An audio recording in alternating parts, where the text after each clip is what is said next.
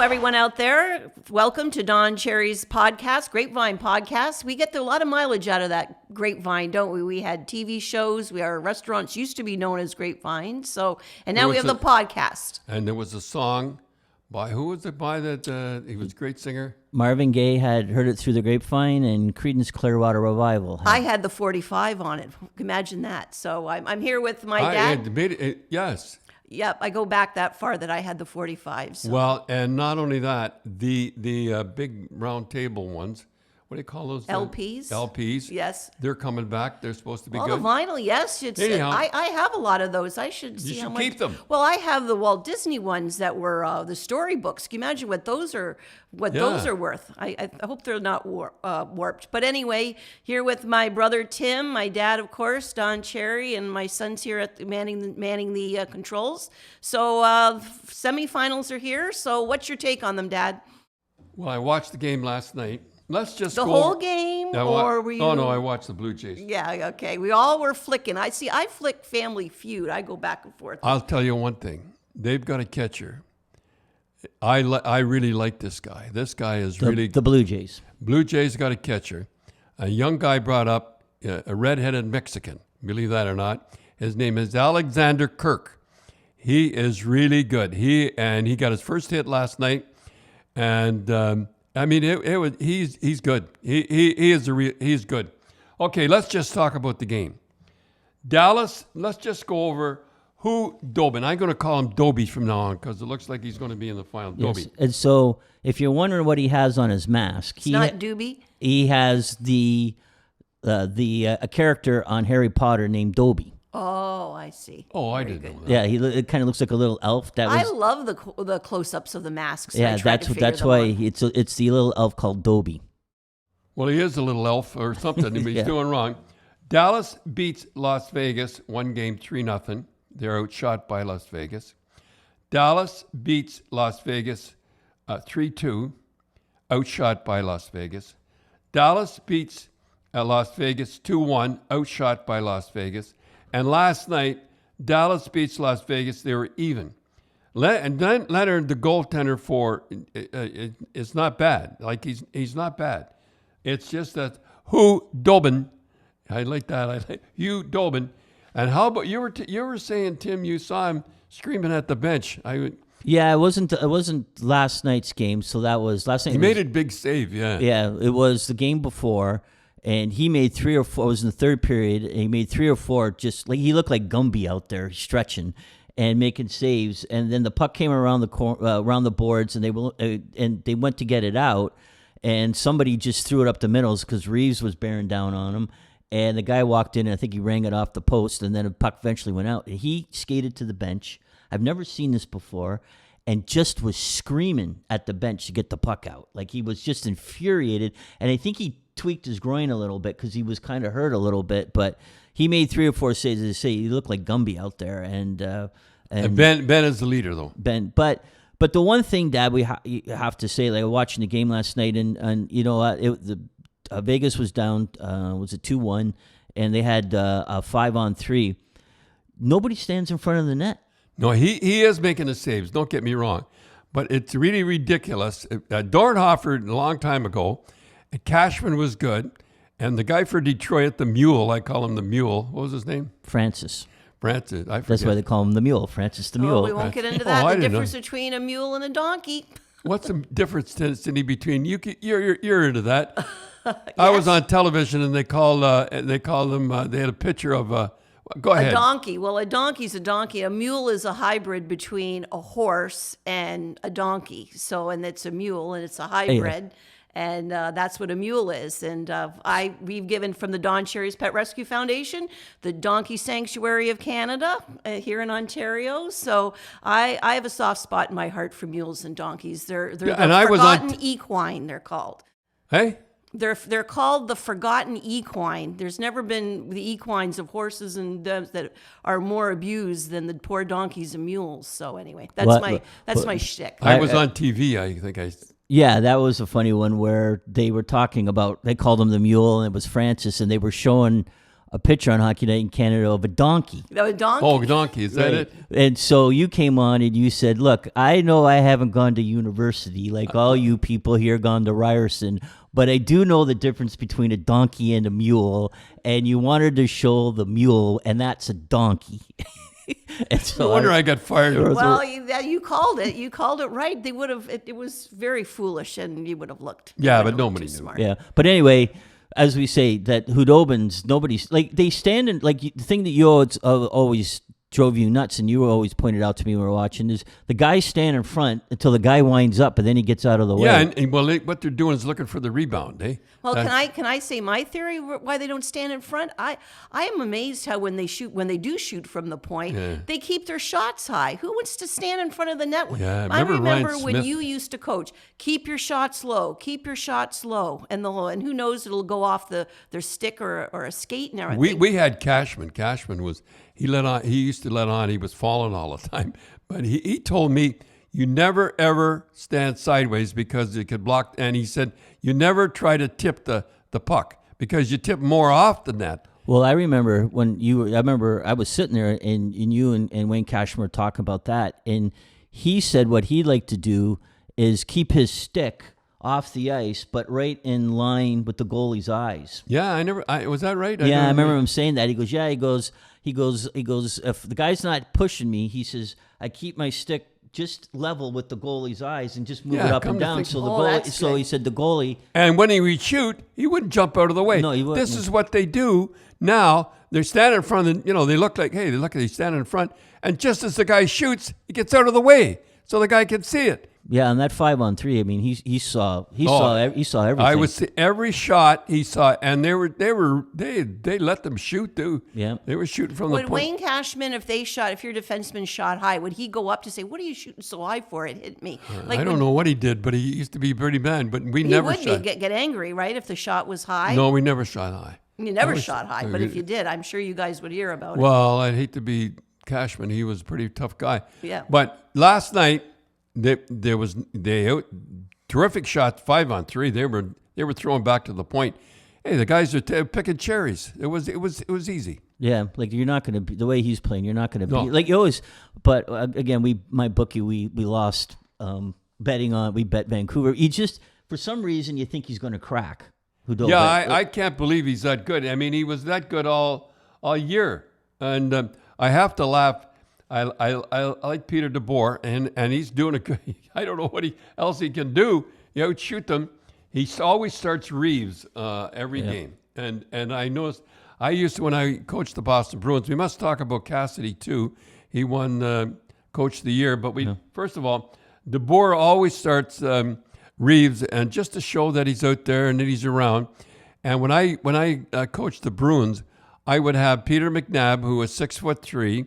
I would and big guy, never did anything. He wasn't tough or anything. No, he was your golden lab among pit bulls. Yeah, and I remember I must talk about that fight. And so anyhow, and then I started Terry O'Reilly was 6'2", 200 pounds, and I started Winsink was 6'2", and then I started Milbury, who was everybody that I had that was big, and then I had Park on the right side, who was a Hall of Famer. So you look out on the ice, But anyhow, we tried them all. We were saying though, Reeves, he didn't bang in that last game they lost. He didn't hit. And you compare him to Matt Martin in the last game. Matt Martin the last game, but not the game before. No, because they got a goal game before, so he was a goal scorer. Yeah, he thinks he's got 5 goals now. He thought he was Guy Lafleur. And who did he fought now? He fought the first fight in the last game. He fought Luke Shen. Yeah, Shen. And he didn't think Shen would drop the gloves with him, and he wasn't ready. And Shen can go if he lost that fight. Yeah. Well, when you're a fighter and you lose that fight, you're coming back, and he was looking for trouble. And who was he? I think he fought Goodrow, I think it was. Yeah. And that guy, they control them, and they were really throwing them, and they were even. And he challenged the bench, and that's the way he's got to play. And what's that old story? When a crusher becomes a rusher, he soon becomes an usher. I had John Wensick on my team, and I wanted Wensick so much when I went there. The guys give me remember the little Yorkie dog? Yep. You give me a little Yorkie dog, and they had a sign on Wensick, Mr. Wensick. Well, it was a gag gift. Yeah, it which was we like a talked Christmas. about. It was a gag gift. The Bruins Christmas party was full of gag gifts, and Yeah, that wasn't. that wasn't a big. That, No, and I brought him home, and Blue wasn't too happy. I wanted to keep him, and it was a big kerfuffle in the family. And No, I didn't want him. yeah, do you remember who you gave him to? Now, you were telling me, Hodge. Yes, Ken of all Hodge. people. And then the girls, his kids would come in and say, "Gee, I really like your puppy," and all this. I was. Oh yeah. Yeah. Well, anyhow, how did we get it? What do we talk? What? Well, about John, he. Oh was yeah, in the- John in the- Wensick. Yeah, the he got last- 26 goals. As you listen to me, you'll get over 20 goals. And he got 23 goals, and he thought he was Guy Lafleur. Yeah, and then when I come down, and I remember. Well, then you were saying that it was in the semifinals against Montreal, Yeah. and you didn't dress him, and he No, was and I- really upset. pounding the table and crying. He was That the probably guy. must have been pretty hard for you because you had him in Rochester. Didn't bother me one bit. didn't? No, he used to, he was my favorite of all time. He called me a mon père. Yeah. Because he was in Mansfield. I think Maxfield. Yeah, Maxfield. Maxwell. Yeah, Maxwell. Maxwell, yeah. Ontario. Yeah. It was close to the Quebec border. We had him in Rochester. We had him over for Christmas dinners. We had Yeah. him for Thanksgiving dinners. Didn't bother me at all. Hey, seriously, Well, anyhow, tough we guy. get into Cassidy being Coach of the Year, which I think is great. And Yeah. what are you before, going to? before we do that, Dad, we got to mention our sponsor, MyBookie.ag. Everybody thinks they know hockey, but these playoffs are tough to. Are I'm the tough. only guy that picked Tampa in the finals and Las Vegas, and I'm cheering for. And when I watch the games, I should be like a dummy. I'm cheering for the Islanders, and I'm cheering for Dallas. What a dummy I am! Yeah, But I like the way they fight, and not fight, but the mucksy little guys. And then we got Barry Trotz. He's a good guy. What is he making? $6 million? I don't know. He's making a lot, but $6 million. But my bookie. So if you think you know what's going on, go ahead and put your money down. MyBookie.ag, and I guess they'll be busy because football's starting, baseball's in the middle, hockey's going, basketball. It's like everything's going on right now. So Baseball, I never missed baseball. Yep. So if you join my bookie today, they'll match you dollar for dollar up to $1,000. Just use the promo code Grapevine. So their thing is you bet, you win, they pay. But my thing is put your money where your mouth is because it's Yeah, a I tough should one. I should have bet with my heart because that was my heart, but my head I did pick Tampa but I think the best team of all was Colorado, don't you, Tim? That's what I thought. Like we did a little thing on the Twitter. We did a little thing. Who's going to win, Vegas or Dallas? We did it on the Twitter. You could do a little poll, and I think we got 3,000 people. Did the poll, and almost 80, some like 75 or 80% said Vegas. Everybody thought Vegas, but then if you look at it, Vegas had a hard time with Vancouver, and Vancouver barely made it into the they were kind of lucky to be. They're the team of the future, right? But now they should have. And they struggled with them, and Dallas beat, even though it was one goal in overtime. But they beat the team that I thought everybody thought was going to win. Their goalie, the Stanley who Cup. Dobie did it, and Yeah. and he's 37 years old. I mean, he come out of and. You see him before the game, you wonder, and he's not a big goaltender. He's not. No, he can really move though, and he can really stretch, as you say. He's like Gumby. So, but the one thing that I want to talk about too about the games that I watched, and it was not the last game of the game number 2 of Islanders and Tampa. It's first period, and the Islanders are smoking. Tampa's completely asleep, and Taves, the defenseman for the Islanders, he's 6 inches from the red line, and he dumps it in, but he dumps it right by a Tampa defenseman who just watches it go by, and the ref called it icing. Goes back, bing, bang, 1-1.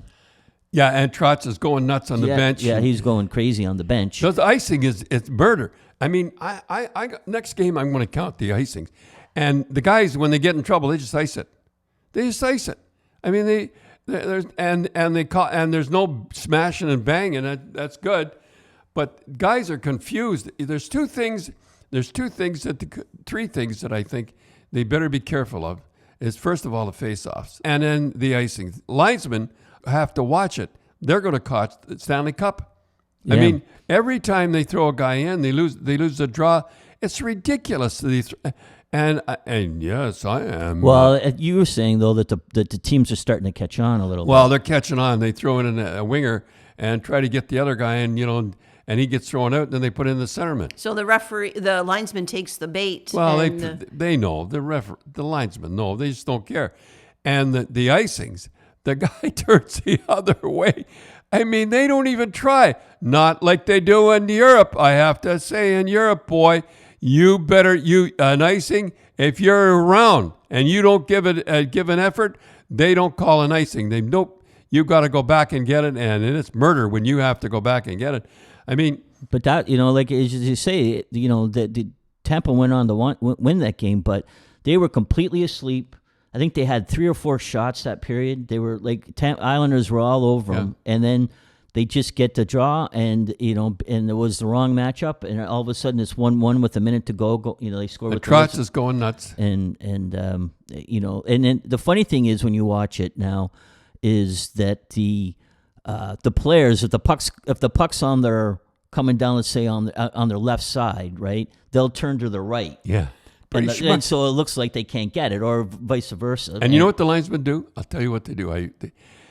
They know they're not stupid. The linesmen, they look back. They know the guy didn't try, so they don't look at the guy. They look at the other linesman, and they look away. I didn't see that he should have got it. And guy, that just drives coaches nuts. And unless you're a coach, you don't even notice it. I mean, because the other guy, the linesmen are pretty smart. They look back and they look to see what the other linesmen say. And anyhow, the linesmen just drive me nuts. And if you're a coach, and any coach that gets on there with anything will be the same way, throwing them out of the face off. The icings are a joke now. And another thing I have to say, and I might as well bury myself in it more.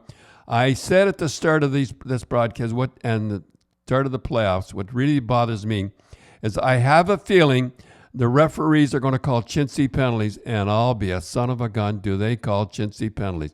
Chintzy penalties in the playoffs. But the funny thing is, though, that I got to say, at the beginning of the playoffs, right, they weren't. No, they weren't. And now they are. And here they're coming down to who makes the finals. But at the start, they were, and remember I was saying, hey, I like the way their referees, and one penalty, and going. Now, like last night, I think there was 10 power plays last night. Absolutely ridiculous. Chintzy penalty. And then between the guys ice and the guys calling chintzy penalties are there, it is not entertaining hockey. Well, as you said too, and the ref sets the tone pretty early, and the players can tell if they're if they're going to call chintzy penalties or if the ref's going to let them play. How about when we go to the minor midget games, and we watch the minor midget games? If we have a fat referee, we know we're in for a good game, and he's sure. But if we have a tall, thin, rather good-looking chap with illusions of grandeur, what? Illusions of grandeur. He thinks he's going to make it to the National Hockey League. And he's going to make the National Hockey League. We're in trouble because he'll start calling. It's going to be a long game. Well, it's going to be, and we'll have trouble. And the kids start diving, and when they start diving, the other guy gets mad that and they have trouble. But the other guys, hey, cut it out. And the kids listen to the guy. Yeah, you can tell. Like in the first 5 minutes, if the ref calls a penalty in the first 5 minutes, the kids are going to flop all over the ice. Yeah. And if the kid dives, and it almost looks like the players look at the ref, the coaches look at the ref. Are you going to call the dive? And if he doesn't call the dive, they go okay, and then they don't dive. But if they do dive, then everybody's flopping all over the ice. Well, it's the same thing last night. I mean, the guys just touching the mouth. It looks like there was somebody had taken snapping their head back. So referees snapping their heads back, and the referees bite. The referees and I can't believe.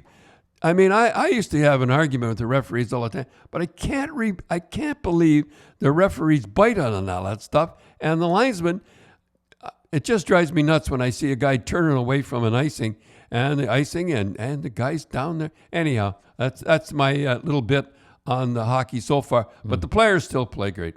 Yeah, as I say, it was the games are mean. Like they're trying, especially that Islander Tampa. Oh, game. that's tough. They're trying to hurt each other. And Martin, he finally woke up and he lost that fight to Shen, Shen, but he didn't lose that. That was a ding donger, and he challenged the bench as he went off. And that's the way he's got to be.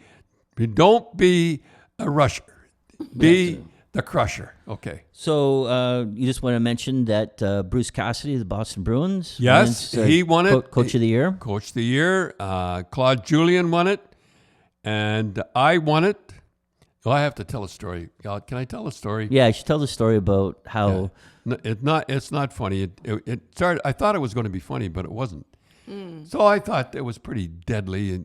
So you won. So just set it up. You won the Coach of the Year, and you were at and it was the awards were a little bit different. They were just kind of. Well, no, it was they weren't televised. They weren't televised. They weren't televised, but it was a big deal. So you went up to give your speech. And Rod Gilbert was Player of the Year or something. Anyhow, yeah. And I remember he had his wife there with a big hat. She had a big white hat on, and Rose didn't go. She's.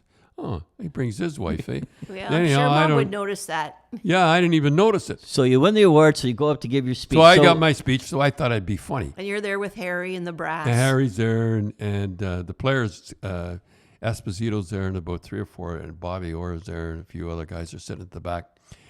And I said, ladies and gentlemen, there will be many, many coaches in the future that win this, but none will deserve it more than me.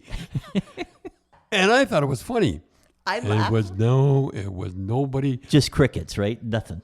Absolutely. And everybody was mad at me. And I bet you when you came back to the table, Harry was not too pleased. Yeah, he says, everything's funny to you, eh? You know, I should have said, I want to thank Harry. And your family. Yeah, and my family and the players and all that stuff. But No. I thought I was being funny. But the players thought it was funny. No wonder I got fired. Another place I got fired. But anyhow, that was it.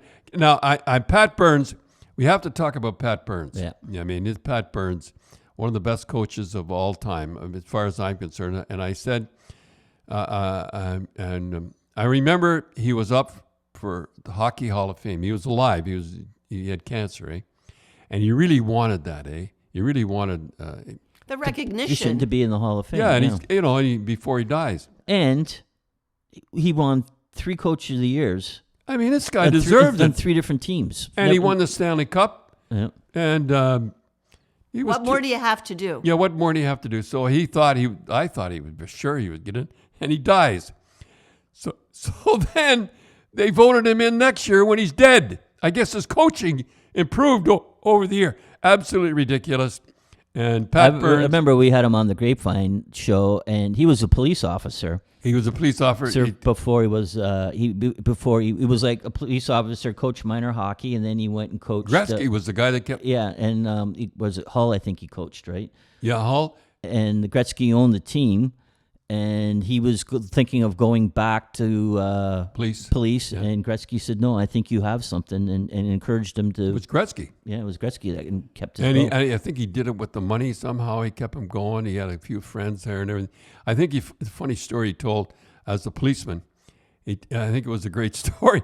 He says the worst thing you can do as a policeman is domestic violence. He says because you'll get there, and the husband will be beating up the wife. And you'll put the handcuffs on the husband, and the wife will get mad and attack you.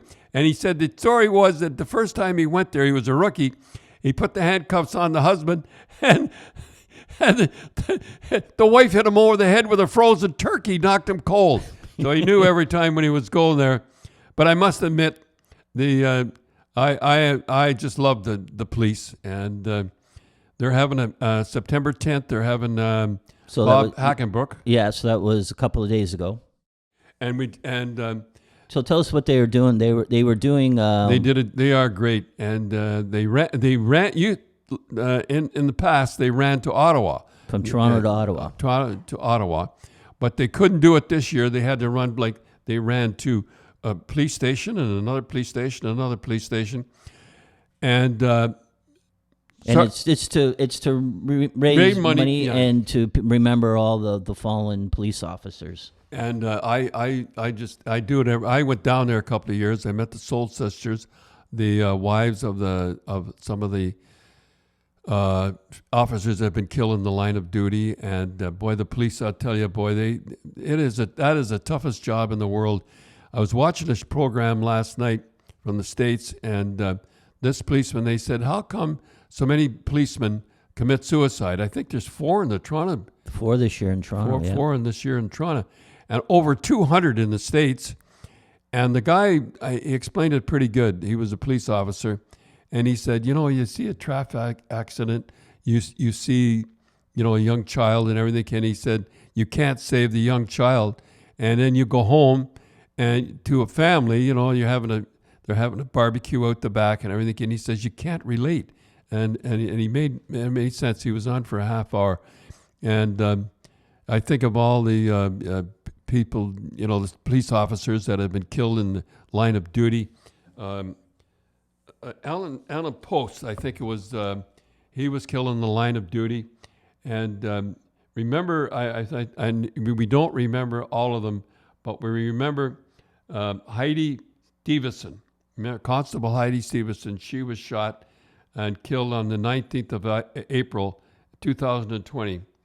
I remember that rampage, and she was a beautiful picture of her, and Heidi. But I think of the police, and I think the police are having a tough time. They can't win.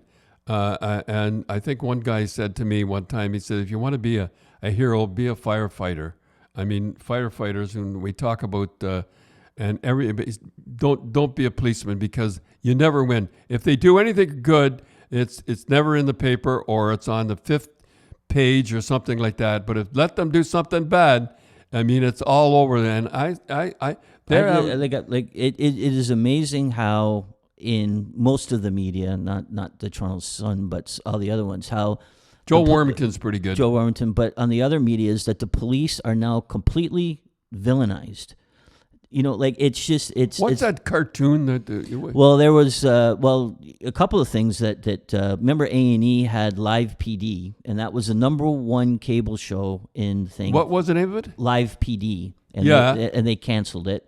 So what was their theory behind canceling it? Well, they just said, they were bowing to the pressure of the police are bad and you're glorifying the police, and which is you're just showing the police what they're doing, right? It was like a reality show. It was a reality show. I tuned in. I didn't know they did. I didn't know they canceled it. It was the #1. There was the #1 cable show in the U.S. by far, and they said, who they are glorifying the police and all that, so they had to take it off, and they've lost. But I think the one you were telling me about was a cartoon called Paw Patrols, and it's a cartoon, like an actual cartoon, and it's all the dog. There's like a fireman dog, there's a policeman dog, there's an airplane pilot dog, a doctor dog, and they wanted to either cancel that show or get rid of the police dog because it puts the police in too good a light.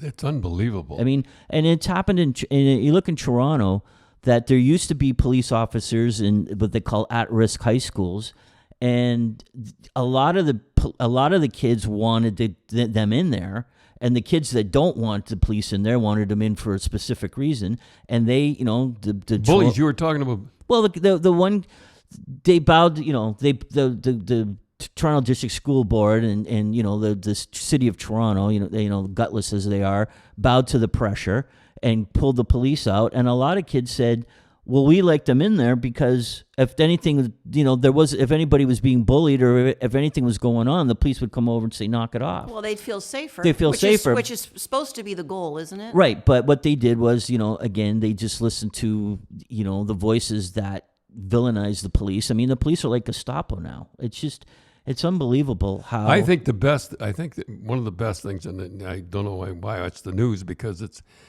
left-wing news. They're all the same. And they had 2 girls walking in and they had something about defund the police or abolish the police. Abolish the police. Two girls, maybe about 21, 22, great big sign, abolish the police. And if they were ever in an apartment alone and somebody tried to break in the apartment, who's the first person they'd phone? Is the police. Yep. I mean, I just can't believe well, you know what I think of the police. I'm not Yeah. going I to. don't know why anyone would want to be a policeman now. Nowadays? The recruits. I mean, you're a lawsuit and waiting to happen in the sense of you can't win. It's Well, they call it- amazing that they have the recruits coming in. I have a relative. He told me about Fido, and I'm getting carried away here, but Fido, and Fido is, you can use the first word and drive on, and I don't blame the police. I mean, there was one. I remembered when this all started. Oh, I better not get into that. But anyhow, the car was stopped, and it was a Mercedes, and it had guns and it had drugs in the back, and the guy was let go because the guy said they were profiling the guy because he shouldn't have been driving a Mercedes, and they caught him with drugs and guns in the trunk. But anyhow, Yeah. Well, I just want to read. I'm gonna kind of edit it a little bit, but a guy sent you, a police officer from Toronto sent you a message. Are you going to Twitter. read that? Yeah. Well, if you might. Well, are you going to name the name? No, I'm not going to name the names. No, I don't. It goes, "Hey, Don, just want to tell you how much support has meant over the years. I'm a police officer in Toronto, and it's a real trying time for us now. Morale is really low. Our union is meek and does a horrible job sticking up for us, just like our police services. The guys and gals have had enough. We've had another suicide a couple of weeks ago. That's 4 officers this year. Guys are quitting their jobs. Others are giving up and not policing due to the risk of becoming the next one. Anyway, just want to tell you, I miss your support on TV." And it's going to get worse and worse. And you look at New York, the crime rate's going through the roof. The police are quitting in droves in New York. And again, We had a couple of guys quit. One of the guys that committed suicide was Constable Lang. He had 12 years in the Canadian Armed Forces. He had 9 years in the police force. We've had 4 police officers, and I think the world of them, and I think the rest of us should think of the world of them, because if we're in trouble, we'll end on talking about the police. If we're in trouble, who's the first person we turn to is the police. And Tim, on that note, talking about the police, I'd like to talk about 9/11. And I remember I got a phone call, and of all Because people, everyone remembers where they were. So what were you doing, Dad? I was talking to Bobby Orr. He phoned me the first what do you call it? Superstar, the Twin Towers. And he says, "I think there's a plane." And as we're talking on the phone, he says, "I think this second plane is going to hit the." And as we're talking about, I'm talking not to drop names or anything, but it hit the second tower. And I remember hearing the story yesterday or the day before about 2 Marines had run in. There were 2 policemen, and they were ex-Marines. And there was 2 guys caught under beams and everything like that. And he says, get out of here and save yourself. And he said, "We're Marines. We're staying and we're getting you out." And it was really something. Yeah, and we in the hockey world lost two people, Ace Bailey and Mark Bavis, both from LA. He was only 37. He was a scout for, and I remember Ace Bailey. Remember, he used to. If everybody remembers back when Ace Bailey played, he played with he used to have a white turtleneck on all the time. Funny story. Before we get into it, Gretzky tells the story. I think it's a great story that they won the championship, and Ace went in and put on all his equipment. He wasn't playing. Went in the shower and got his hair all wet. And Gretzky's looking at him, and he's thinking, "Wait a minute, I didn't see you on the ice." And another story, I remember Gretzky telling the story. It was a great story. That he went to see the Bruins. I think we played Philadelphia, and he said to Ace, he said, "I'll never play in that league." He says, "They're too big and they're too mean." And he just happened to see. And Ace says, "You'll play and you'll be a star." And so then he gets playing in the WHA. And the story is, this guy was picking on was picking on Gretzky and in the WHA. He says, next game, he says, "Skate by our bench." And he was sitting on the bench, Ace Bailey, and he cold-cocked the guy. And he was a great guy. And he tried out for our team. He should have made it. He was a great penalty killer. And the story is about that he was on that second plane. And if Ace Bailey had have hit a red light, he would have been alive today. And what happened was he made it just in time, and they opened the door, and they let him and the scout on Because he played for Boston. because and he they played left for Boston, and yeah. and he let Mark Davis on, and imagine they hit that second tower. Well, as I say, Sonny, next year will be 20 years. Well, I hope it'll be a little bit bigger. It is nothing, eh? You see nothing in the paper. There was hardly It's anything. like D-Day now. Like nobody cares. Nobody really cares. And one guy did. Trump called. He was all right. He did a great thing on it. But in the paper, it's hardly anything about it at all. Yeah, Ling and I, my wife and I, went down to New York, and on Remembrance Day of all days, when you got The let go. infamous Remembrance Day. Oh yeah, I remember. Yeah. Remembrance Yeah, Day. you were in New York and I was in Ottawa. Yeah, so I went down and we laid our poppy on the thing, and I looked for Ace's name on the thing, but I couldn't find it. And they have a huge reflection pool and a great, I don't know if you like a museum, but more like a memorial of all the stuff that's on there. But we didn't get into that because it was Remembrance Day, so there was so many people. They have every year. They have a thing on. They have a banquet in Boston. They have a great banquet for him, and they may raise a lot of money. Yeah. Well, Dad, that's thanks for as the police say, thanks for all your support for the police over the years, and they are the best. And I don't care what anybody says, and don't pay attention to the left wing media.